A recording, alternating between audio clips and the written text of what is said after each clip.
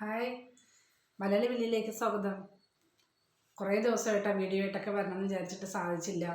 അപ്പോൾ ഇന്നിപ്പോൾ ഞാൻ നിങ്ങളുമായിട്ട് ഷെയർ ചെയ്യാനായിട്ട് കുറച്ച് കാര്യങ്ങളായിട്ടാണ് നിങ്ങളുടെ മുന്നിലേക്ക് വന്നേക്കുന്നത്. കുറേ ദിവസമായിട്ട് വീഡിയോ ആയിട്ട് എടുക്കണം എന്ന് പറഞ്ഞ് വീഡിയോ ആയിട്ടൊക്കെ വരും. പക്ഷേ മുമ്പിലേക്ക് വരുമ്പോഴത്തേക്ക് എനിക്കപ്പോൾ എന്തെങ്കിലും കാര്യങ്ങൾ വരും, ഞാൻ പ്രയോറിറ്റി അതിന് കൊടുത്തിട്ട് അതിൻ്റെ പുറകെ പോകും. അപ്പോൾ ഇന്ന് എന്തായാലും നിർബന്ധമായിട്ട് നിങ്ങളുടെ അടുത്ത് വരണം, കുറച്ച് കാര്യങ്ങളൊക്കെ പറയണം, നിങ്ങളെയൊക്കെ കാണണം എന്നുള്ള വിചാരത്തിലാണ് വന്നേക്കുന്നത്. എല്ലാവർക്കും സുഖം തന്നെയെന്ന് വിശ്വസിക്കുന്നു. അങ്ങനെ വിശ്വസിക്കാനാണ് എനിക്കിഷ്ടം കേട്ടോ. അപ്പം ഞാനിന്ന് പറയാൻ വന്നേക്കുന്നത് പുതിയ തലമുറയിൽപ്പെട്ട ആൺകുട്ടികളുടെയും പെൺകുട്ടികളുടെയും വിവാഹവുമായിട്ട് ബന്ധപ്പെട്ട കുറച്ച് കാര്യങ്ങളാണ്. എൻ്റെ പരിധിയിൽ നിന്ന് എനിക്കറിയാവുന്നതും ഞാൻ കണ്ടേക്കുന്നതുമായിട്ടുള്ള കുറച്ച് കാര്യങ്ങളാണ് നിങ്ങളുമായിട്ട് ഞാനിന്ന് പങ്കുവയ്ക്കുന്നത്. കുറ്റങ്ങളും കുറവുകളൊക്കെ ഉണ്ടാവാം, അത് ഇതിൽ കമൻറ്റ് ചെയ്യുക. അപ്പം ഞാനിന്ന് പറയട്ടെ, നമ്മുടെ പുതിയ തലമുറയിൽപ്പെട്ട പെൺകുട്ടികൾക്കായിട്ട് ആൺകുട്ടികൾക്കായിട്ട് വിവാഹമേ വേണ്ട എന്നുള്ളൊരു കാഴ്ചപ്പാടിലാണ് അവരിപ്പോൾ വരുന്നത്. അതായത് അവർക്ക് സിംഗിൾ ലൈഫ് ജീവിക്കാനാണ് അവർക്ക് താല്പര്യം. അവർക്ക് കല്യാണം വേണ്ട. അതെന്തുകൊണ്ടാണ് അവർ ആ കല്യാണം വേണ്ട എന്നുള്ള കാര്യത്തിലേക്ക് വരുവാനുള്ള കാര്യം എന്നാണ് ഞാൻ ആലോചിക്കുന്നത്. അപ്പോൾ അതിനെക്കുറിച്ച് രണ്ട് വാക്ക് പറയാൻ എൻ്റെ ഒരു കാഴ്ചപ്പാടിൽ എനിക്കറിയാവുന്ന കുറച്ച് കാര്യം ഞാൻ നിങ്ങളുമായിട്ട് പങ്കുവെക്കുന്നത്.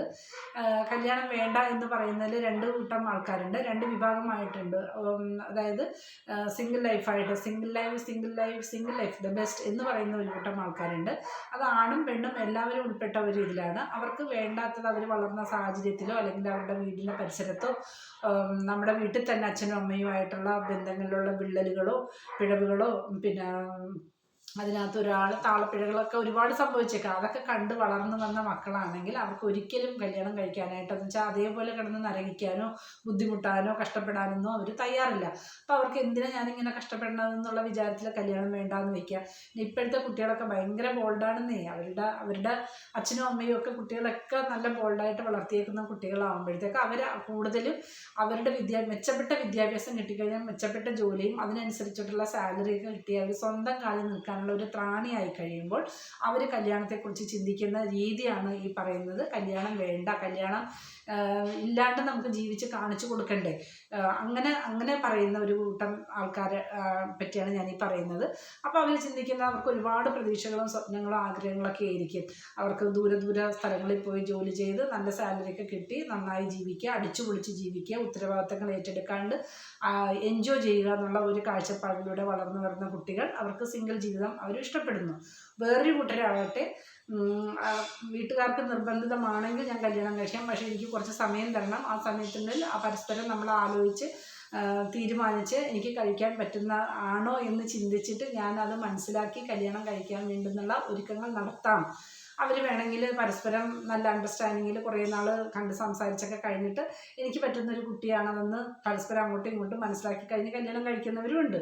അപ്പം അതിനകത്ത് അണ്ടർസ്റ്റാൻഡിങ്ങും ഇല്ലെന്ന് വെച്ചാൽ പരസ്പരം മനസ്സിലാക്കിയ ആൾക്കാരാകുമ്പോഴത്തേക്ക് അതിന് വരാനായിട്ട് വഴിയില്ല, അവർ അങ്ങനെ പോകും. വേറൊരു കൂട്ടരുണ്ട്, പരസ്പരം മനസ്സിലാക്കിയാലും ഇല്ലെങ്കിലും ഒരു എന്താ പറയുക, ഒരു അണ്ടർസ്റ്റാൻഡിങ്ങിൽ പോവുക, പരസ്പരം അങ്ങോട്ടും ഇങ്ങോട്ടും വിട്ടുവീഴ്ചയൊക്കെ ഇട്ട് നടപ്പിലാക്കി നമുക്ക് ആൾക്കാരെ കൊണ്ട് പറയിപ്പിക്കാണ്ട് ഒരു സേഫായി പോകുന്ന ജീവിതം മുഴുവൻ അങ്ങനെ പോകുന്ന ഒരു കൂട്ടരും ഉണ്ട് കേട്ടോ. അപ്പോൾ അങ്ങനെ കുറേ ആൾക്കാരുണ്ട്. അപ്പോൾ എൻ്റെ കാഴ്ചപ്പാടിൽ ഞാൻ പറയുകയാണെങ്കിൽ ഇപ്പോഴത്തെ കുട്ടികളൊക്കെ നല്ല അടിപൊളിയായിട്ടൊക്കെ ചിന്തിക്കുന്ന കുട്ടികളാണ്, പ്രവർത്തിക്കുന്ന കുട്ടികളാണ്. അവർക്ക് അതിനുള്ള നല്ല ബോധവും പക്വതയും എല്ലാം ഉള്ള കുട്ടികളാണ്. അവർക്കൊന്നും നമ്മളൊന്നും പറഞ്ഞു കൊടുക്കേണ്ട കാര്യമില്ല. അവരുടെ കാഴ്ചപ്പാട് അവരുടെ രീതിയൊക്കെ നമ്മൾ ഫോളോ ചെയ്യേണ്ട സമയമൊക്കെ അതിക്രമിച്ചിരിക്കുകയാണ്. അപ്പം ഞാൻ പറയുന്നത് നമുക്ക് പണ്ട് നമ്മുടെയൊക്കെ സമയത്ത് നമുക്ക് പറഞ്ഞു തരാനും നമ്മളെ ആ നേർവഴിക്ക് കൊണ്ടുപോകാനും നമ്മുടെ ആ കാഴ്ചപ്പാടിലൂടെ ചിന്തിക്കാനും നമുക്ക് അത്രയൊന്നും ത്രാണി ഉണ്ടായിരുന്നില്ല. അതിനുള്ള പക്വതയും കഴിവൊന്നും നമുക്ക് ഉണ്ടാകാത്തത് കാരണം ഒരുപാട് പാളിച്ചകളൊക്കെ എല്ലാവർക്കും സംഭവിക്കാറുണ്ട്. അപ്പോൾ ഇപ്പോഴത്തെ കുട്ടികളൊക്കെ അതൊക്കെ മുന്നേ കണ്ടുകൊണ്ടിട്ട് അവർ ഓടുന്ന പട്ടിക്ക് ഒരു മുഴം മുമ്പേ എന്ന് പറയുന്നത് പോലെയാണ് അവർ ഓരോരോ കാര്യങ്ങളൊക്കെ ചിന്തിക്കുന്നത്. അന്ന് എന്തെങ്കിലുമൊക്കെ കാര്യങ്ങൾ നമ്മുടെ വീട്ടിലുണ്ടായി നമ്മുടെ വീട്ടിനകത്ത് മാത്രം നടത്തി അത് സോൾവ് ചെയ്ത് നമ്മുടെ ആ ബന്ധം സുരക്ഷിതമായി കൊണ്ടുപോകാൻ അച്ഛനും അമ്മയും എല്ലാവരും ശ്രമിക്കുമായിരുന്നു. പിന്നെ ഇപ്പോഴത്തെ കുട്ടികൾക്കാണെന്നുണ്ടെങ്കിൽ അച്ഛനെയും അമ്മയും അവരെ ഒരു പരിധി കഴിഞ്ഞാൽ അവർ പേടിക്കേണ്ട കാര്യമില്ല. എന്ന് വെച്ചാൽ അവർ സ്ട്രേറ്റ് ഫോർവേഡാണ്. അപ്പോൾ എന്തിനെ പേടിക്കണം? നമ്മൾ ജോലി ചെയ്യുന്നു, നമ്മൾ ജീവിക്കുന്നു, നമ്മുടെ സ്വന്തം കാലിൽ നിൽക്കുന്നു, ആ ജോലിക്ക് വേണ്ടിയിട്ടുള്ള മുൻതൂക്കം അവർ കൊടുക്കുന്നു. പിന്നെ നമ്മുടെ കാലത്തൊക്കെയാണെന്ന് പറഞ്ഞാൽ അങ്ങനെ ഒരുപാട് പിന്നെ എന്താ പറയുക, കാലത്തിൻ്റെ വ്യത്യാസം ഇപ്പോഴത്തെ ജീവിക്കുന്ന വ്യത്യാസമൊക്കെ ഒരുപാട് മുന്നിലുണ്ട്. അപ്പം നമുക്കെന്ന് പറഞ്ഞു കഴിഞ്ഞാൽ നമുക്ക് പറഞ്ഞു തരാനൊന്നും ആരും ഉണ്ടായിരുന്നില്ല.